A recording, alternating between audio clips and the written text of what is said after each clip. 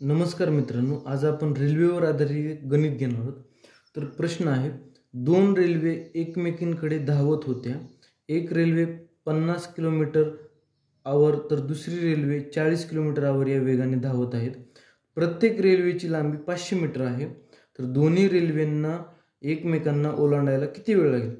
तर मित्रांनो, आपण बघू शकतो की गणितात असं दिलंय की दोन रेल्वे एकमेकांच्या विरुद्ध दिशेने धावत आहेत। म्हणजे ही रेल्वे इकडे धावत आहे तर ही रेल्वे इकडे धावत आहे। तर आपल्याला वेळ काढायला सांगितलं आहे। तर त्यामुळे वेळ बरोबर काय असतं? वेळ बरोबर असतं अंतर भागिले वेग, बरोबर आहे। तर आपल्याकडे वेळ काढायचा आपल्याला, तर अंतर आधी आपल्याला जाणून घ्यावं लागेल। तर दोन्ही ट्रेनची लांबी किती आहे? 500 आणि 500 मीटर। तर त्यामुळे आपल्याला दोन्ही ट्रेनचं जी लांबी आहे तेच आपलं अंतर आहे। त्यामुळे अंतर किती झालं? आपलं अंतर झालं 500 अधिक 500 म्हणजे 1000 मीटर, बरोबर।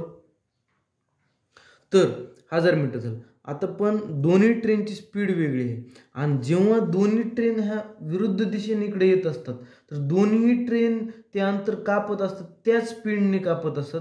त्यामुळे दोन्ही ट्रेनच्या वेगांची बेरीज करावी लागते या कंडिशनमध्ये। त्यामुळे पहिल्या ट्रेनचा वेग किती आहे? 50 किलोमीटर पर आवर। दुसऱ्या ट्रेनचा किती वेग आहे? 40 किलोमीटर पर आवर। त्यामुळे वेगांची बेरीज किती आली?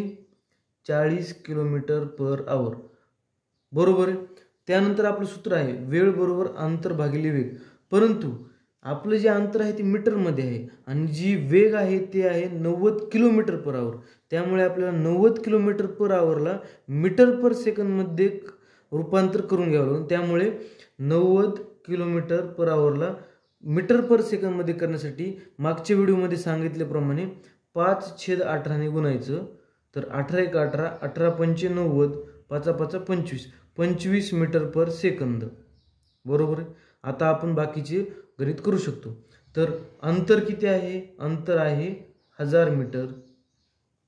आपला वेग किती आहे? वेग आहे 25 मीटर पर सेकंद। तर आपलं काय येणार आहे? वेळ येणार आहे। तर वेळ बरोबर काय? 25 × 25, 25 × 100 हे 0 बरोबर 40 सेकंद।